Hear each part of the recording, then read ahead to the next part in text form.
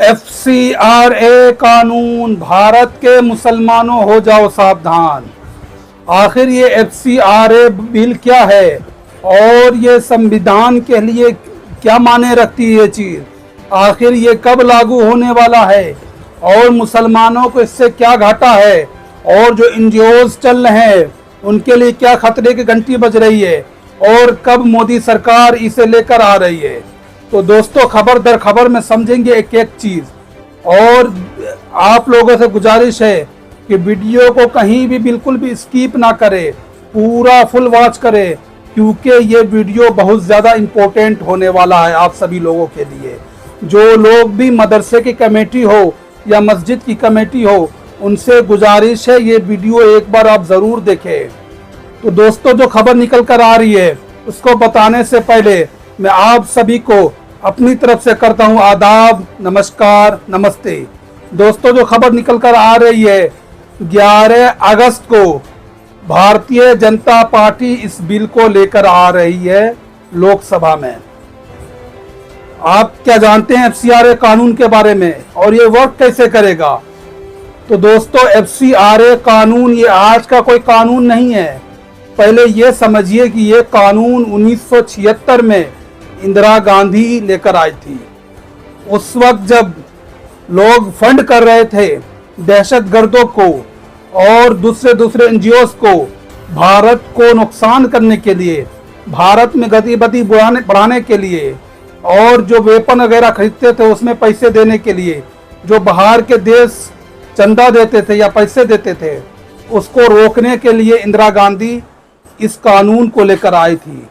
लेकिन जैसे ही वक्त गुजरता गया, धीरे धीरे इस कानून को सरकार और पुख्ता करती गई। जैसे 2010 में कांग्रेस की सरकार में रहते हुए मनमोहन सिंह ने इस पर कुछ बड़े बदलाव किए थे, उस पर 50% लगा दिए थे। लेकिन जब फिर बीजेपी की सरकार आई 2014 में, तो मोदी जी फिर इस कानून पर और सख्ती बरतते हुए 2020 में फिर इसे लोकसभा में अपग्रेड किया। यानी मोदी जी ने ये कानून लगाया कि जो भी बाहर के लोग चंदा बेचते हैं उनका रिकॉर्ड सरकार देखेगी, और जो चंदा आएगा वो सिर्फ भारत के एक बैंक में आएगा, यानी स्टेट बैंक ऑफ इंडिया में आएगा, वो भी दिल्ली की ब्रांच है। जब तक आपका FCRA है वो क्या कहते हैं SBI के ब्रांच से कनेक्ट रहेगा और उसी में आपका पैसा आएगा, और सरकार इस पे नज़र भी रखती थी। लेकिन जैसे ही वक्त गुजरा तो सरकार को लगा ऐसे ही क्या कहते हैं इसमें और धांधली हो रही है। कुछ लोग क्या कहते हैं चंदे भेजकर लोगों को भड़का रहे हैं, तरह तरह की गतिविधि बढ़ रही है हिंदुस्तान में। इन्हीं सबको देखते हुए भारत सरकार यानी जनता पार्टी इस बिल को फिर से लोकसभा में लेकर आ रही है। अमित शाह हो सकता है इसका ऐलान करे, FCRA का ऐलान 11 अगस्त को पार्लियामेंट में ये क्या कहते हैं अमित शाह देंगे, FCRA कानून को पास करवाएंगे। FCRA कानून पास करना कोई भारी काम नहीं है भारतीय जनता पार्टी के लिए, क्योंकि इसके लिए जो मतदान चाहिए उस हिसाब से उनके पास क्या कहते हैं भारतीय जनता पार्टी के पास सीट है।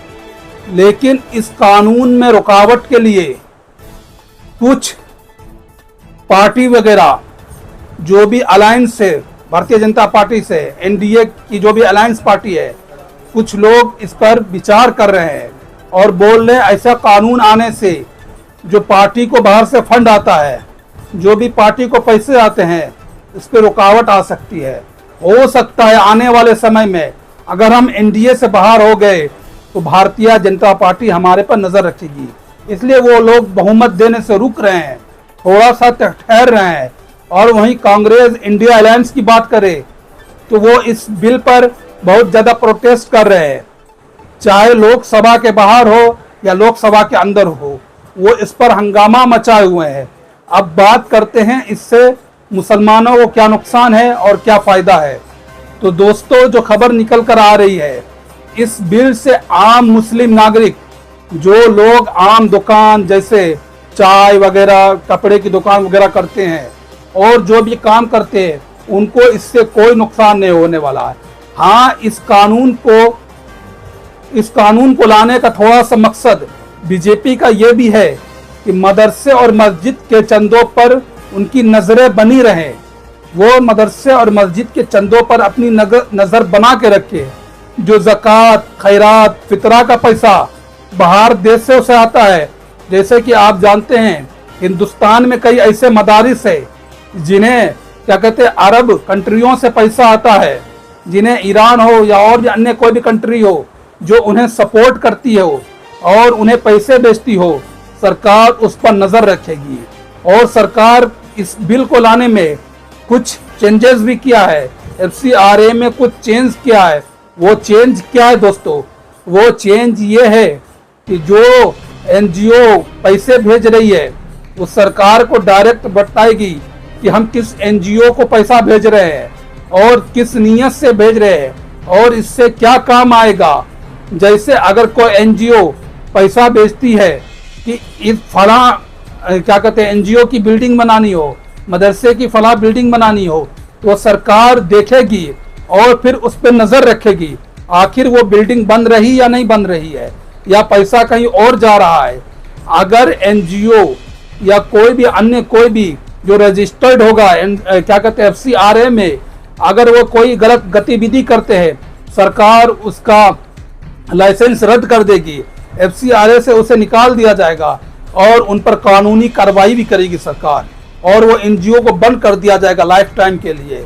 जैसे अगर कोई NGO पैसा भेजती है कि हमें क्या कहते हैं लोगों की मदद करनी है, जो लोग बाढ़ में फंसे हुए हैं, मिसाल के तौर पर उनकी मदद के लिए हम फलां NGO को पैसा भेज रहे हैं, अगर वो NGO इसी पैसे से क्या कहते हैं आतंकवादी गतिविधि करते हैं या कोई क्या कहते हैं धर्म परिवर्तन करते हैं या कोई ऐसी चीज करते हैं जिससे देश के सुरक्षा को नुकसान हो सकता हो, ऐसे लोगों के खिलाफ सरकार सख्त कानूनी कार्रवाई करेगी।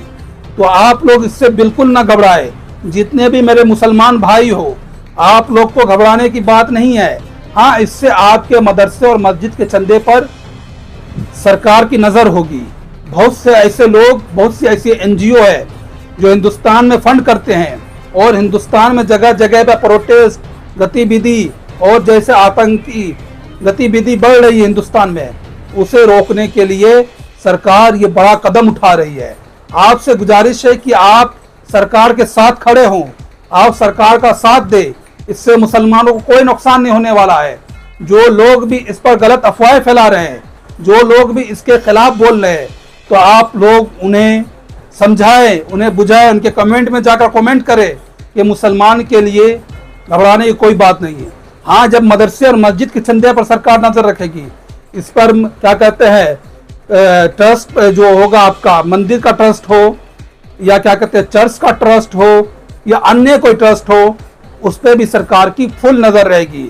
24/7 सरकारी कर्मचारी उस पर निगरानी रखेंगे और देखेंगे जो पैसा आया है, पैसा आखिर खर्च कहाँ हो रहा है, कहीं गलत कामों में तो खर्च नहीं हो रहा है। ऐसा नहीं है कि आपके पैसे पर सरकार डाका डाल देगी, आपसे वो पैसे छीन लेगी, ऐसा कुछ नहीं है। तो आप लोग बिल्कुल घबराए नहीं, सतर्क रहे और सच्ची खबरों को देखें। जो लोग सच्ची खबर चला रहे उन्हें सपोर्ट करें। और आपकी इस पर क्या राय है कमेंट में हमें ज़रूर बताएं।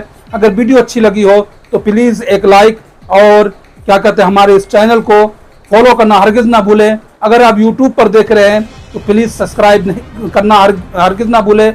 और जो लोग भी फेसबुक पर देख रहे हैं प्लीज़ उनसे गुजारिश है कि आप लोग जाकर एक बार हमारे यूट्यूब को सब्सक्राइब ज़रूर करें। यही नाम, जो सेम नाम फेसबुक पर है, वही नाम क्या कहते हैं यूट्यूब पर भी है। आजकल यूट्यूब पे वीडियो चल नहीं रही है। आप लोग से गुजारिश है कि जाकर वहाँ पर हमें सपोर्ट अपना ज़रूर दिखाएं। जो भी हमारे चाहने वाले हैं उनसे खास कर गुजारिश है कि आप लोग प्लीज़ इस वीडियो को लाइक और चैनल को फॉलो और सब्सक्राइब करना हरगिज़ ना भूलें। मिलते हैं फिर अगली वीडियो में। जब तक के लिए आप सभी को मेरी तरफ से जय हिंद, जय भारत।